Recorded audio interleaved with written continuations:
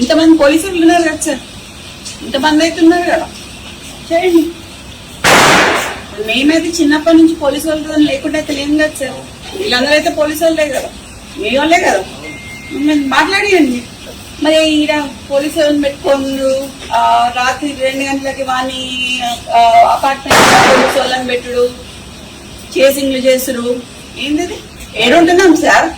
Congress government ఉంటున్నామా లేకపోతే వేరే government ఉంటున్నామా? ఎట్లా అనిపిస్తున్నాం సార్?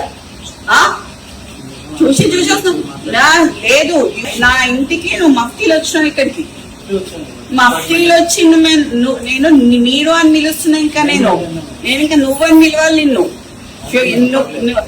యూనిఫామ్ వేసుకొని వస్తే మీరు అని పిలుస్తా.